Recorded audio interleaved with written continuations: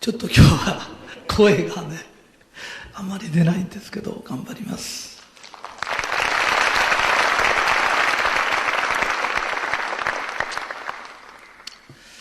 今日はですね成功の歩き方っていう話をします。ありがとうございます。細々とした拍手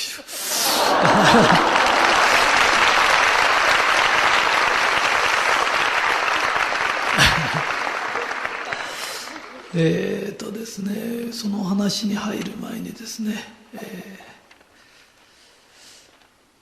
今日カンちゃんに何の話するって言ったら、少し商人のお話してくださいって言われました。カンちゃんの本はこれから読む人いるのかな、ちょっと手を挙げてくれる。ですね、ありがとうございます。私が行く喫茶店がですね、暇な喫茶店探していくんですけどね、斉藤さんの行く喫茶店よく潰れますねって言うんですけど私が潰したんじゃないです。もともと暇だったんで潰れる、寸前だったんですねなぜかそこへ呼ばれて行って話する。そしたら、ピクニックさんというところで、何軒か先に大俣水産っていう会社があって、本当に新小岩じゃもう名門ぐらいでかい水産会社で、お魚屋さんっつっても卸してる会社ですから、非常にでかい会社で、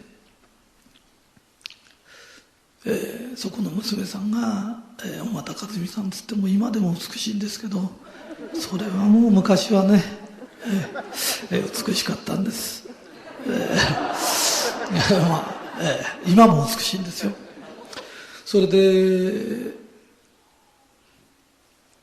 同じ商人同士ですからね、いつも仕事の話をおまっちゃんにしてたんです。そしたらおまっちゃんが忘れちゃったらしいんですよ、仕事の話をね。だけど本当に小学生のカンちゃんがじーっとこう聞いてて、今度の、魔法のランプって題で、自分でつけて忘れちゃいけないんだけどその魔法のランプという本を読んだ時に、この子は頭がいい子なんだなっていうより、私は覚えてないんです。それで読むと、こんなことあったよな、こんなことあったよなって、ただそれだけなんだけど、よくひとりさんってなんでそんなに人に親切にするんですかって言われた時、うちのおふくろがですね、私ほとんど学校行かなかったんです。なんつうんだろうな、成績が良かったっていうんですかそれで勉強が好きじゃなかったんだねっていうより、学校が好きじゃなかったんです。そしたらうちのおふくろがいつもね、お前学校向きじゃないから社会に出たら出世するよって言うんですよ。普通ね、逆でしょ。お前勉強しないと社会出たら困るよとかって言うけど、うちのおふくろはそうじゃないんです。お前ねって、学校向きか社会向きかがあるんだよ。神様は何にも向かない人なんか作りっこないんだから、お前ぐらい学校向かないんだったら相当社会出たら出世するよって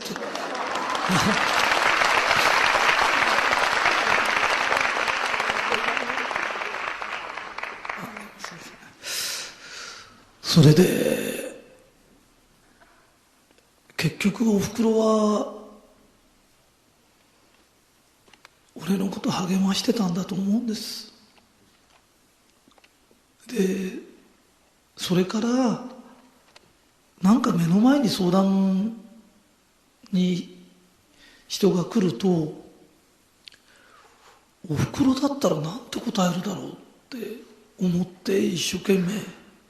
だから本当に子育ての相談とかあるんだけど、和美さんの前書いてあったね、幸せの何でしたっけ、あれは、お悩み解決法ってのあって、和美さんいろんなことを聞いてくれたんだけど、本当に私はおしめ一つ変えたことないから子育てのことなんかできないんです。でもうちのおふくろならどうやって答えるだろうなとかって思って一生懸命答えてて、だから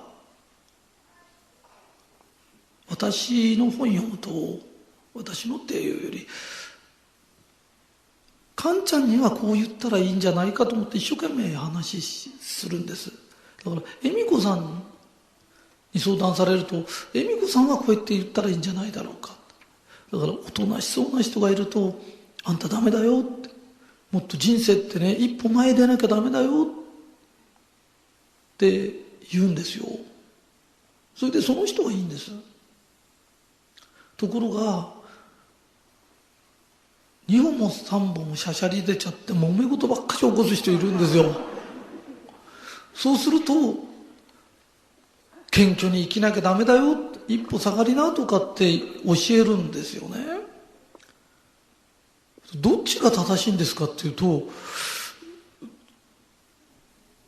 両方正しいんだけど万人向きに話してるんじゃないんですよ。で、カンちゃんに教えたことはカンちゃんに言ったことだから、この本が果たして本になって出た時役に立つんだろうか。みっちゃん先生みたくすごく優しくておとなしい人もいるんです。そうすると、ウサギが虎に勝てる方法があるよとか、恵美子さんみたく強い方もいます。やっぱり強い人は強い人の成功の仕方があるし、弱い人には弱い人の成功の仕方があるんだと思ってるんですよね。だから一番気をつけてるのは、相手を変えようとするんじゃなくて、そのままの人が成功できる方法って何だろうって。おふくろだったら俺みたい学校行かない人を社会向きだよ、自信持って生きなって言ってね、送り出してくれて、今でもおふくろの言葉は自分の耳の中にあります。いまだに私は社会向きだと思ってます。親を信じてますから。それで今日はですね、さっき何てタイトルだっけな、忘れちゃった。成功の歩き方、成功する歩き方があるんです。で、私の話ってね、すごい簡単なんです。それから私の本で難しい漢字が出てこないんです。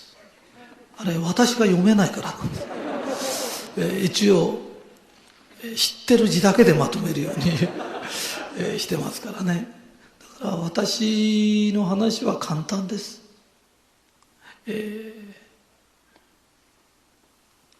成功の歩き方っていうのはですね、右足出したら次左なんですよ。で、右左って出すのが正しい歩き方で、これだけ知ってれば人生は何でも大丈夫なんです。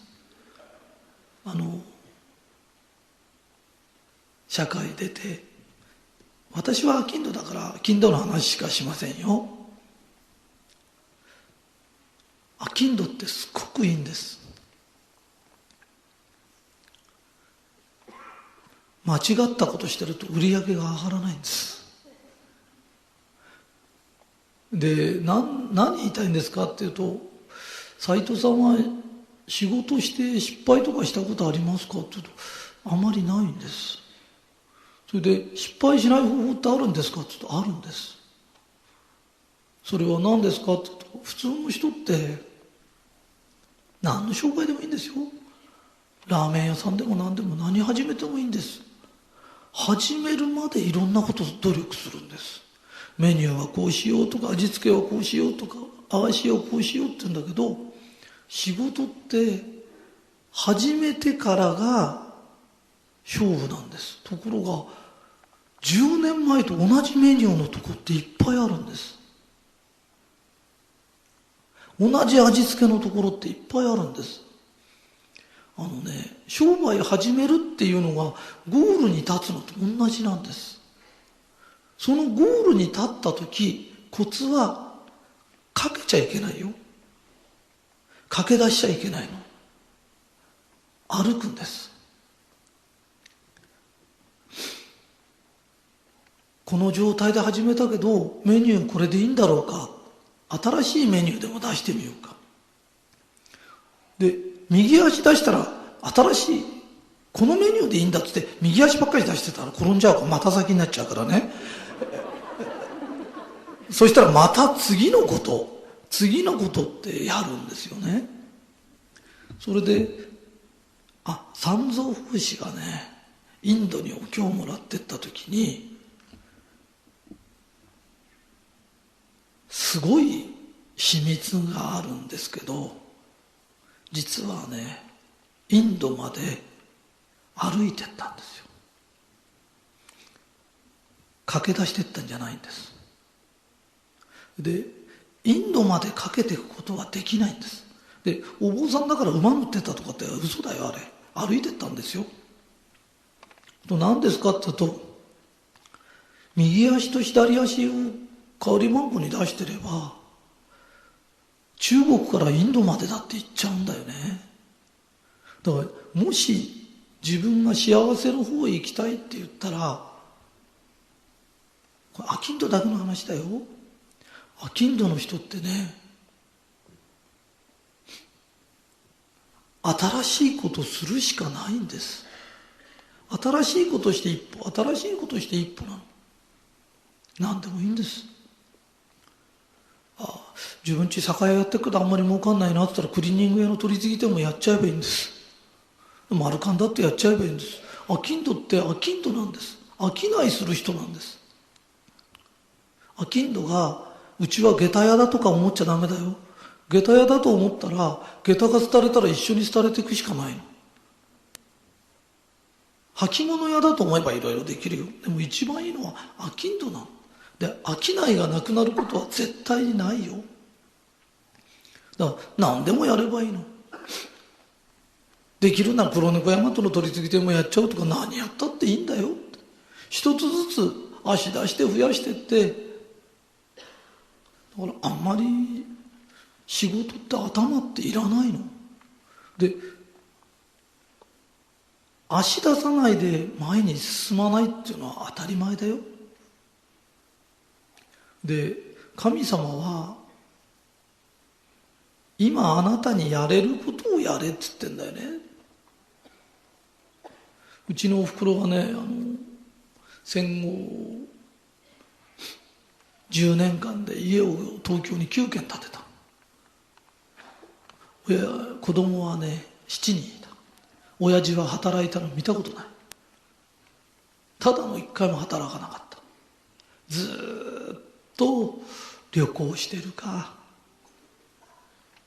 歌の上手い人でね、歌歌ったり三味線してる、バイオリンも弾くんです。ピアノも弾きました。ただ働いたことないです。その間うちのおふくろは子供たち食べさせるのひたすらいろいろ働いて、その時におふくろが言ったのが、お前商人はいいよって。商人は1年に1軒ずつ家建つんだよ。だからお前商人になんな。本当に商人っていいんです。なんでかっていうと、一生懸命考えてね、例えばクリーニング屋の取り次ぎ店一緒にやろうが何しようが何万円と儲かるんです。サラリーマンの人がお給料1万円上げるって1年かかったりするんです。商人は毎月でもアイデア出せるんです。で、この毎月アイデア出して好きなことができるっていうのが商人のいいとこなんです。で、もしこれをやらないんだとしたら、商人ぐらい大変なことってないんです。商売のこと飽きないって言うけど、飽きずにやってりゃいいんだと思ってる人がいるけど、そうじゃないの。お客さんが飽きちゃってんの。あなたは飽きてないかわかんないけど、お客が飽きてっからあんたの店に来ないんだよねって。だからお客さんに飽きられないようにどうしよう。どうしよう。今ラーメンだってこってりラーメンが好きなの。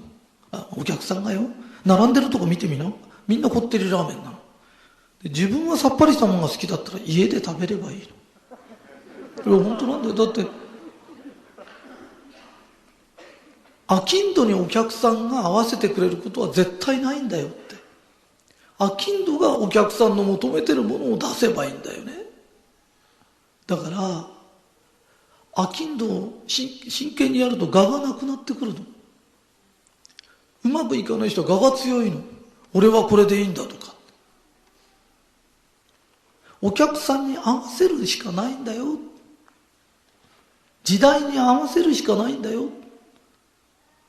俺は俺の流儀でやってて昔うまくいったんだって。それは偶然合ってたの。お客さんと合わせないとダメなの。時代と合わせないとダメなの。いつも時代が変わるの。だからもうこれでいいがないのが商人なの。それで本当に一つ当たると、5万円になったってこともあるの。商人って一番楽しいことって何ですかって言ったら、本当にね、魚釣りと同じ。ずーっといて一匹も釣れなかったらやんなっちゃうじゃない。それと同じように、商人ってお客さんに喜ばれてお金になった時、初めてやっぱし嬉しいなって思うんだよね。で、お客さんに合わせないとダメなんだよ。お客さんが喜ぶことって何だろうって。暇なお店ほど誇りがたがってんだよ。暇なお店ほど掃除してないの。で、そういう人に必ず何か言うと忙しくてって言うけど、忙しくねえからそこでダラダラしてんだろうって。で、大手ができちゃったから来ないって言うけど、大手ができなくたってあんたみたいな誇りだらけの店から買いたくないよって。それから、暗い顔してちゃダメだよ。ね。明るい話題出すとかさ。商人ってもっともっとってやっていかなきゃいけないもんなんだよね。で、それが大変ですねって言うけど、それができるのが商人のいいとこなんだよ。サラリーマンだったら自分はこういう意見があるんです。だって係長に言って課長に言って、ね、部長に言って社長のとこに行って社長がダメって言ったらそれで終わりなんだよ。それどころか社長がうんって言った時は部長の手柄になっちゃうんだから。ずーっとあんたのとこまでお褒め言葉なんか来ないよ。それが好きにできるって本当に素晴らしいんだよね。うちの話変わるんだけどさ、青森の校長先生がですね、みんなで試験するときにね、私が見せ合うといいよ、見せ合うとみんな100点になっちゃうんだよ。で、なぜかどれか必ず知ってる人がいるんだよ、その答えを。だからこの中でも全員でこう試験するとね、必ずね、全員100点になっちゃうんだよ。ね。だから学校の試験も月に1回ぐらい見せ合うといいよって言ったら、本当に見せ合ったらね、すごく仲良くなったの。それで、そうすると、仲良くしなさい、仲良くしなさいって言いながら、試験見ちゃいけないよとかって言うから仲悪くなっちゃうんだよねって。で、うちの会社って何ですかって言ったら、10人ものすごい仲いいの。本当に。昨日も、福岡で寺子屋やったんだけど、みんなが行ってくれるの。飛行機代なんか全部自分持ちで行ってくれて、公演やるんだよね。で、何言いたいんですかって言った時、うちって直接の弟子はこの10人なんだけど、俺が全力で教えたの。何したんですかって言うと、みっちゃん先生が私社長なんかできないって、できなくてもいいって、覚えればいいんじゃないの、俺がやるって、できないことは俺がやればいいんだよ。恵美子さんも商売でこことここが分かんないって、分かんなくてもいいって、俺がやる。だから俺ができることは俺が一生懸命やったの。みんなができることはみんなが一生懸命やってくれたの。だからうちの会社と付き合ってると、普通はなんか卸してる卸問屋だと思ってるけど、うちの会社だとチラシこうやって巻いたらいいよ、何があったらこうやってやったらいいってしつこいぐらい言うの。だってうちの人たちって誰かがうまくいかないと、うまくいってる人が真剣に教えてきたの。だからただの1回もうちは競争したことないの。だから1位から10位まで出るんだよ。9位までかな。出るって何ですかって、出たらどこに何を聞きに行けば分かるように出してるから、別に上になった人は下に教えるのは当たり前だし、だからいつもぐるぐるぐるぐる、上になった人は下に教え、下の人は上から聞けばいいんだよね。本当はこの世は天国なんだよ。知ってる人が知らない人に教えて、できる人はやってやればいいんだよ。たったそれだけなんだよって。一番いけないのは、できない人にお前も頑張れとかって言って、頑張ったってできないものはできないんだよ。だってそれが本当だもん。その代わし俺にできないことできることっていっぱいあるんだよね。何でもかんでもしっかりしろしっかりしろってしないよ。人間はうっかりしてるけどしっかりしてるやつってあんまりいないもん。だからうちは変わった経歴っておかしいけど、喫茶店で隣にいた人が弟子になったりとか、そういう人ばっかりだけど、全力を挙げて協力したらなんとかなるんだって思ってるのね。それで助け合いが一番素晴らしい姿だし、みんなで知ってることを協力して教え合うってことね。一番いけないのはね、いじめだよ。なんかできないことを捕まえてね、そのことばっかりあげつらって言うけど、できないからってその人バカにするってことは、あんたできるんだよねって、できるからバカにしてんだろってね。天は人をバカにするためにお前にその才能を与えたと思うのかって。そういう才能を持ってるってことは、あんたの努力じゃなくて神が与えたもんなんだよ。で、神が人をバカにするためにあんたにそんなことを才能を与えたと思うかいって。だからそんなことはありえないんだよね。だから知ってることは教える。で、知らないことは聞く。たったこれだけなんだと思ってる。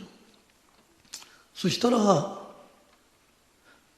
うちみたいこんなちっちゃい会社がね、納税だって毎年出れるようになったし、みんな素人同士集まってきて人がこんなに豊かになれて、やってきたことは一歩一歩足出してきたの。絶対かけちゃいけないよ。だって俺歩いて大阪まで行く自信あるけど、駆け出して大阪まで行く自信ないもん。新小岩の駅までで倒れるからでも歩くならできるもん。だからみんなも歩いて、仲間っていうことは頑張んなさいって励ますんじゃないんだよ。仲間ってのはあんた頑張んなさいじゃないの。あんたに出ない知恵私が持ってるからいくらでも使いなって。で、ありがとね。で、受け取って今世中に返せなかったら来世返せばいいの。で、来世返せなかったら再来世返せばいいの。だから慌てることないから、みんなで持てる力出して教えて、知らないこと聞いて、それで豊かになっていけばいいの。この世の中はね、神様作った時もう豊かさの塊なんだよ。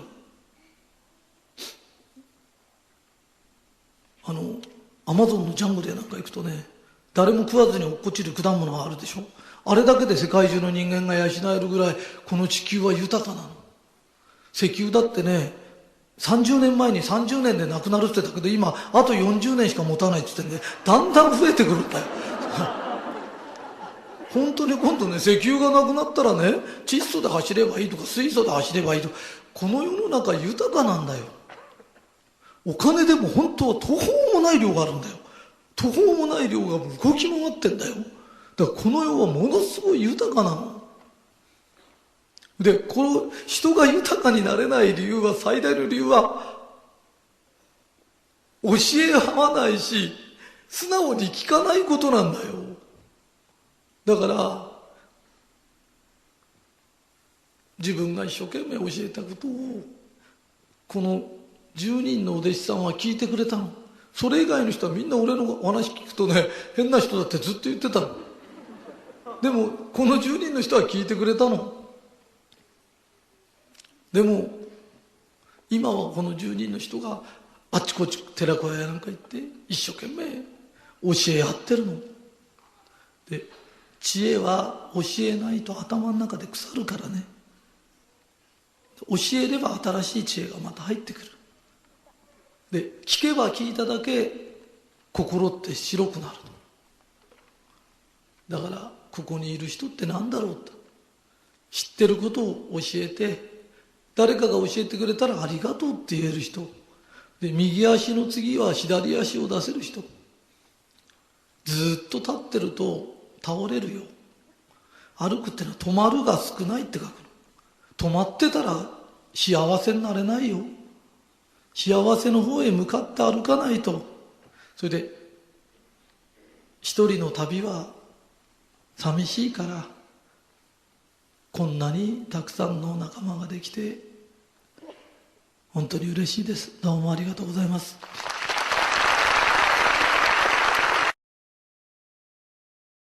はい、追伸です。このテープでですね、お店を持ったらそこをゴールだと思ってる人がいるんだけどって言ってるんですけど、そこがスタートなんだよっていうことを言いたかったんです。間違えてすいません。お店を持つとなんかそこをゴールだと思っちゃってる人がいるんだけど、そこから始まるんだよ。そしてそこから新しいアイデアを一歩一歩出していこうねっていうことです。言い損ねちゃってすいませんです。